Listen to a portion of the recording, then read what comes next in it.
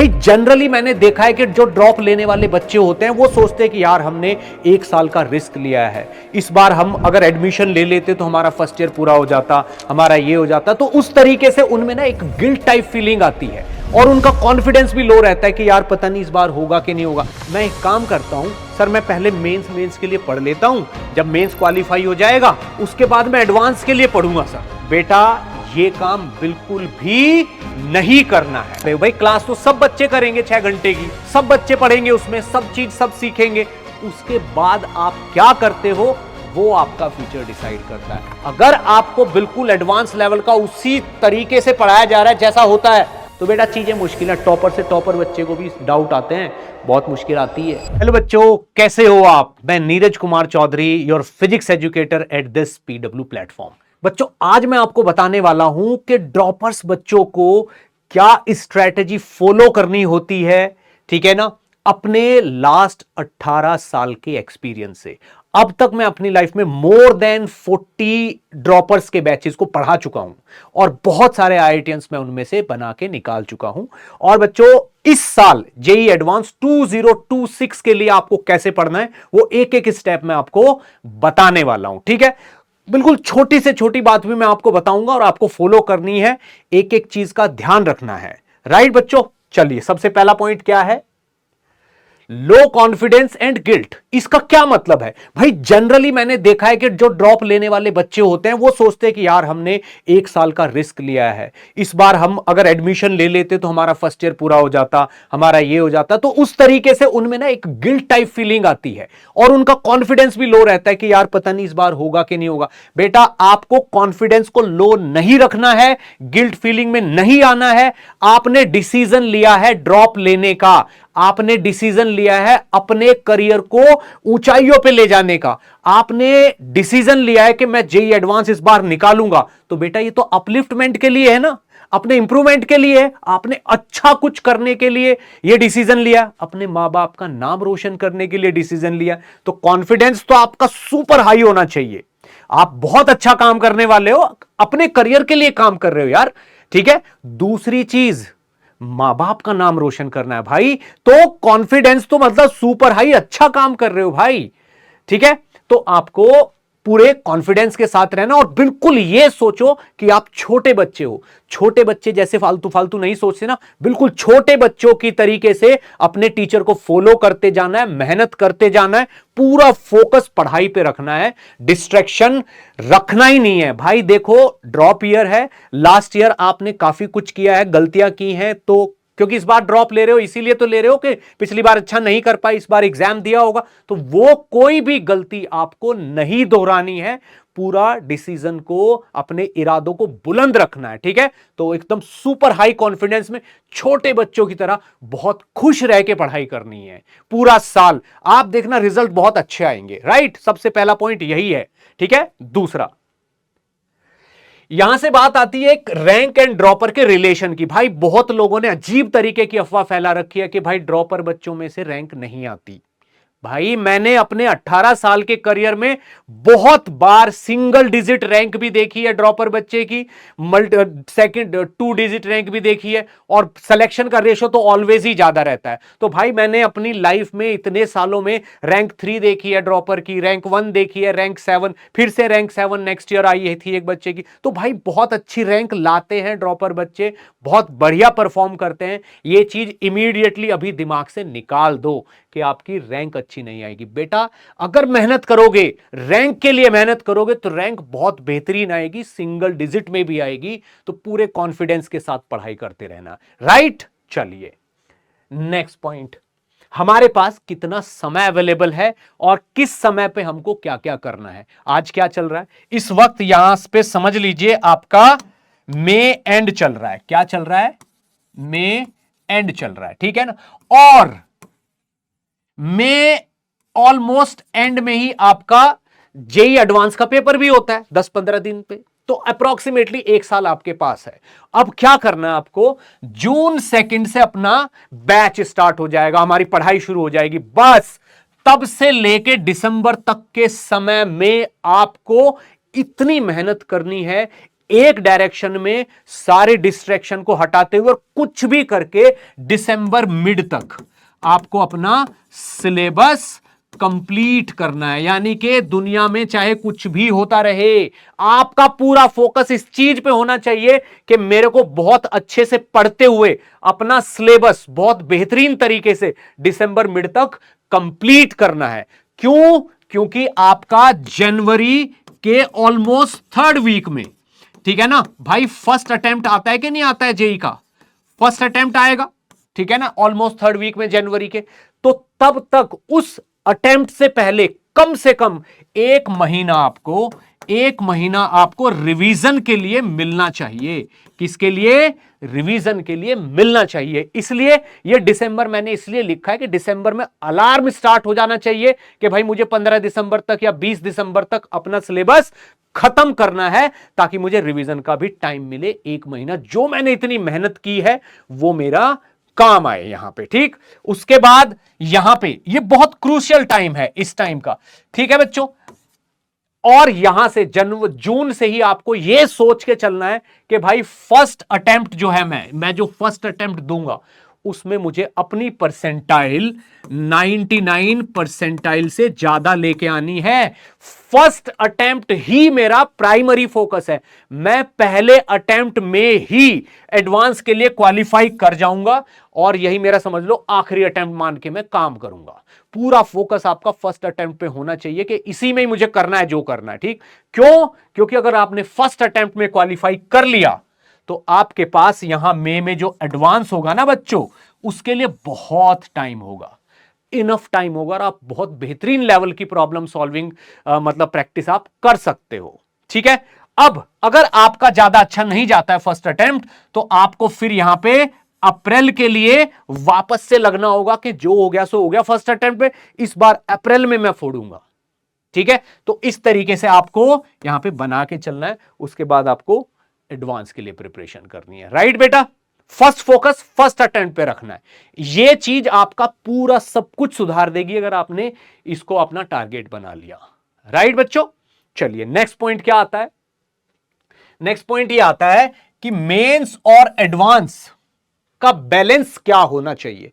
भाई मेरे पास बहुत बच्चों के मैसेज कॉल आते हैं, बच्चे बात करते हैं, पूछते हैं कि सर मैं एक काम करता हूं, सर मैं पहले मेंस के लिए पढ़ लेता हूं, जब मेंस क्वालिफाई हो जाएगा उसके बाद मैं एडवांस के लिए पढ़ूंगा। सर बेटा यह काम बिल्कुल भी नहीं करना है, मतलब नहीं करना है यह काम बिल्कुल भी। आपको अभी से मेंस के साथ साथ एडवांस के लिए भी पढ़ते जाना है। एक साथ दोनों को चलाना है, इनको बिल्कुल बैलेंस में चलाना है, एक साथ, ठीक है ना। मेंस के लिए तैयारी करिए, साथ साथ में एडवांस के लेवल की भी आप प्रॉब्लम सॉल्व करिए, ठीक है ना। तो बच्चों जैसा कि मैं प्रयास 2.0 में पढ़ाऊंगा अभी आपको, मैंने पूरा मतलब हम लोगों ने पूरी प्लान की हुई है कि बच्चों को इस तरीके से पढ़ाना है, इस तरीके से सिलेबस को आगे बढ़ाना है कि साथ साथ में दोनों का बैलेंस बनता चले। डे 1 से ही बच्चों को एडवांस की फीलिंग आनी शुरू हो जानी चाहिए, ठीक है ना, ताकि उनको एडवांस एकदम नया ना लगे, ऐसा ना लगे कि डिफरेंट है। एक्चुअल में डिफरेंट होता ही नहीं है। मेंस और एडवांस की प्रिपरेशन बिल्कुल सेम लेवल की ही होती है, सेम ही तरीके से पढ़ाई होती है, बस एडवांस की प्रॉब्लम्स का लेवल थोड़ा ऊपर होता है, वो हमको साथ में हैबिट कल्टीवेट करनी पड़ेगी। अगर एक साथ साथ करोगे तो एडवांस की आदत पड़ जाएगी, लेकिन अगर आपने मेंस पहले किया और बाद में एडवांस करने की कोशिश की, आदत नहीं पड़ेगी। गारंटी है इस बात की, 18 साल के एक्सपीरियंस से मैं बोल रहा हूं आपको, ठीक है ना। तो दोनों को एक साथ चलाना है और मुझ पे ट्रस्ट रखिए बच्चों, इतनी बेहतरीन तरीके से मैं आपको इस तरीके से पढ़ाऊंगा कि मतलब आपका एडवांस 100% होगा।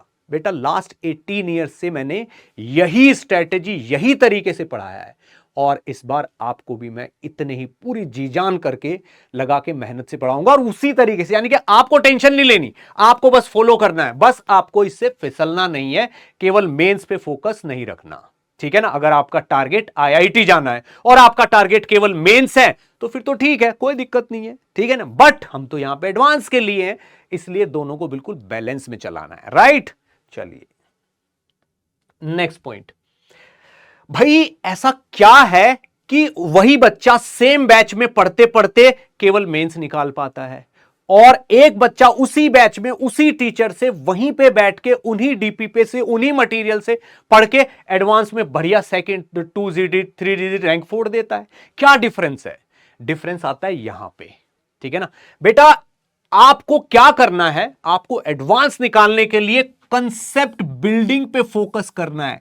किस पे फोकस करना है? कंसेप्ट बिल्डिंग पे। आपको सीखने के लिए पढ़ना है। भाई टीचर अगर आपको पढ़ा रहा है तो आपका फोकस ये रहना चाहिए कि यार मैं इसमें कुछ सीख लूं, इससे सीख के मुझसे सवाल हो जाएं। ठीक, आपको सीखने के लिए पढ़ाई करनी है, टेंशन ही नहीं लेनी, कुछ हो ना हो सोचो कि मैं तो सीखूंगा, मेरे को तो सीखना है। इसका बेसिक क्या है ये सीखना है। सीखना, जब आपने सीखने का डिसाइड कर लेते हो ना, फिर आपकी वहीं से बेसिक अप्रोच डेवलप हो जाती है। याद रखिए, कभी भी एडवांस का क्वेश्चन या बहुत बेहतरीन लेवल की प्रॉब्लम बहुत हाई फाई ट्रिक से सॉल्व नहीं होती। ऑलवेज बहुत बेसिक थिंकिंग से, बहुत बेसिक स्टेटमेंट से सॉल्व होती है वो, और वो बेसिक थिंकिंग डेवलप करनी होती है, बहुत ईमानदारी से पढ़ना होता है, ठीक है। तो आपको ट्राई करना है कि मेरे कॉन्सेप्ट क्लियर हो और मेरे को बेसिक से सवाल करना है। हाई फाई ट्रिक की ना कोई जरूरत होती, ना वो कभी काम आती, ठीक है ना। वो ज्यादा से ज्यादा आपका थोड़ा सा समय बचा सकती हैं, वो भी बहुत हल्के लेवल के सवालों में। अच्छे लेवल के सवाल में आपकी बेसिक अप्रोच और कॉन्सेप्ट ही काम आएंगे। तो बेटा ध्यान रखना है कॉन्सेप्ट्स का, ठीक है ना। एक एक चीज मैं आपको उस तरीके से समझाऊंगा कि आपका बेसिक क्लियर हो जाएगा, राइट। नेक्स्ट पॉइंट देखिए, ठीक। अब सबसे बड़ी बात आती है कि भाई हमें कितना पढ़ना है, ठीक है ना। सर बैच में तो रोज क्लास होगी, तीनों सब्जेक्ट की रोज क्लास होगी, 6 घंटे की तो हमारी क्लास ही हो, 2-2 घंटे की हर क्लास होगी, तो फिर हमें उसके बाद कितना पढ़ना है। तो बेटा बहुत ध्यान से सुनना, मिनिमम मिनिमम 12 आवर्स और मैक्सिमम 14 आवर्स, इससे ज्यादा बहुत कम लोग पढ़ पाते हैं। 12 से 14 घंटे आपको पढ़ना है। कुछ भी कर लो, अगर आपने एडवांस अपना टारगेट बनाया है कि भाई मुझे एडवांस फोड़ना है, मुझे रैंक फोड़नी है, बहुत अच्छी बहुत बेहतरीन आईआईटी में जाना है मुझे, मेरे तो जीवन का एम यही है, तो बेटा सोच लो आपको कम से कम 12 से 14 घंटे रोज पढ़ना है। यानी कि मिनिमम 6 आवर की आपको प्रॉब्लम सॉल्विंग करनी है, जिसको आप सेल्फ स्टडी भी कह सकते हो। This is other than class, ये क्लास से अलग है। क्लास करने के बाद आपको कम से कम 5 से 6 घंटे उसका होमवर्क करने में, उसकी प्रॉब्लम सॉल्विंग करने में, उसका असाइनमेंट करने में लगाने हैं। ये स्टडी ही आपकी स्टडी है, यही टाइम ही आपका प्रॉपर टाइम है जो आप एक्चुअल में लगा रहे हो। भाई क्लास तो सब बच्चे करेंगे 6 घंटे की, सब बच्चे पढ़ेंगे उसमें, सब चीज सब सीखेंगे। उसके बाद आप क्या करते हो वो आपका फ्यूचर डिसाइड करता है। ऑलवेज याद रखना, जिस बच्चे ने भी अपने स्टडी टाइम को ग्रेटर देन क्लास टाइम रखा है ना, जिसने अपने स्टडी टाइम को ग्रेटर देन क्लास टाइम रखा है, उसने बहुत बेहतरीन रैंक लेके आया वो बच्चा, ठीक है ना। ये सोच लो जितने घंटे की आपकी क्लास होती है उससे ज्यादा आपको सेल्फ स्टडी करनी है, ये आप बना के रख लो, ठीक। चलिए नेक्स्ट पॉइंट, ये वो पॉइंट है बच्चों जो बहुत सारे स्टूडेंट गलती करते हैं, ऑलमोस्ट हर बच्चे का। क्योंकि मेरा मानना यह है कि अगर बच्चे के पास 1 साल है, किसी बच्चे ने डिसाइड किया कि उसको तो ड्रॉप लेना है, तो उसके पास पूरा 1 साल है, और उसने इरादा कर लिया कि इस बार तो मैं जी जान लगा के मेहनत करूंगा, चाहे कुछ भी हो जाए मैं इस बार सिलेक्शन लेके रहूंगा, ये वाला उसमें इरादा है, ठीक है ना। और एक बहुत अच्छे टीचर से वो पढ़ता है, ठीक है, और वो मान लीजिए एक एवरेज बच्चा है, यानी कि वो एक एवरेज बच्चा है, उसके इरादे बहुत मजबूत हैं और उसके पास 1 साल का टाइम है। तो बेटा कुछ भी, कितने भी एवरेज बच्चे हो आप में कैपेबिलिटी है ऑल इंडिया रैंक अप्रोक्सीमेटली 1000 तक लाने की, हर बच्चे में कैपेबिलिटी है। अब इस कैपेबिलिटी के बाद अगर आप कुछ मिस्टेक्स करते हो तो आपकी रैंक घटती चली जाती है, ठीक है ना। आप अच्छे से पढ़ाई नहीं कर पाते हो साल भर, आप और मिस्टेक्स करते हो तो ये रैंक गिरती चली जाती है और कभी कभी सिलेक्शन से भी बाहर चली जाती है, नहीं होता सिलेक्शन। लेकिन अगर आपने तीनों चीजें हैं तो 1000 तक आएगी। अब ये गलती कौन सी है जो आपको नहीं करनी है, ठीक है, जो आपको नहीं करनी है, ठीक है भाई। देखिए, एक सब्जेक्ट का आपको एक ही टीचर रखना है, ठीक भाई। जितनी गलतियां होनी थी हो चुकी, आपका वैसे भी ड्रॉप ईयर, आप पे गलती करने का स्कोप नहीं है। तो कुछ भी करके आपको अपना टीचर नहीं बदलना है, क्योंकि सबसे बेहतरीन टीचर आपको मिले हुए हैं, ठीक है ना। इनसे इतना एक्सपीरियंस टीचर मिले हुए हैं कि इनसे अच्छा कुछ हो नहीं सकता। तो आपको एक टीचर को ही फॉलो करना है, जो जो वो बोलता है, वो होमवर्क देते हैं आपके सर, वही करना है। जिस टाइम पे जो करने के लिए बोलना है वही करना है, बिल्कुल ब्लाइंडली फॉलो करना है। टॉपर बच्चों की सबसे पहली आदत यही होती है कि वो अपने टीचर को ब्लाइंडली फॉलो करते हैं, क्योंकि आप बहुत ज्यादा लोगों को फॉलो नहीं कर सकते। आप जीवन में एक या दो लोगों को फॉलो कर सकते हो, इससे ज्यादा फॉलो करने की कैपेबिलिटी ऊपर वाले ने आपके दिमाग को दी नहीं है। तो एक टीचर को ही फॉलो करना है, एक मटेरियल। जिस कोचिंग में आप पढ़ते हो, जिस टीचर से आप पढ़ते हो, आपको केवल उसका बताया हुआ ही पढ़ना है और उसी कोचिंग का मटेरियल पढ़ना है। क्यों? क्योंकि आप मल्टीपल मटेरियल रखोगे ना, तो आप हर मटेरियल से आसान आसान पढ़ लोगे, पढ़ने में आपका टाइम भी पूरा चला जाएगा और लेवल की चीज तक आप पहुंच ही नहीं पाओगे। जैसे लेवल की चीज आई, अच्छे लेवल की चीज आई, आपको बोरियत होने लगेगी, आप दूसरे मटेरियल पे स्विच करोगे, उसका आसान आसान पढ़ोगे, टाइम पूरा वेस्ट हो गया और आपने अच्छी क्वालिटी की कंटेंट को टच भी नहीं किया।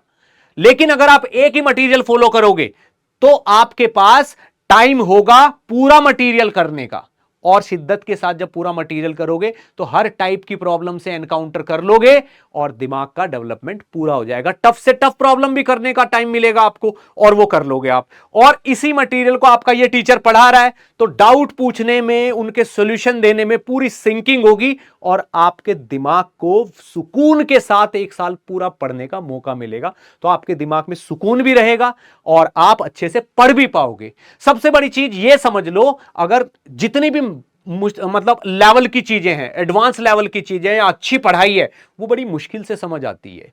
कोई भी कॉन्सेप्ट अगर अच्छा है जिससे आपके बहुत सारे सवाल एक साथ होंगे, वो बड़ी मुश्किल से समझ आएगा, मेरा एक्सपीरियंस है, ठीक है ना।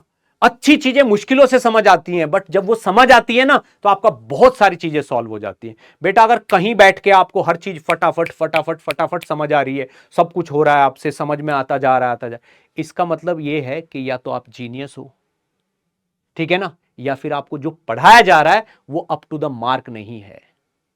समझ में आया?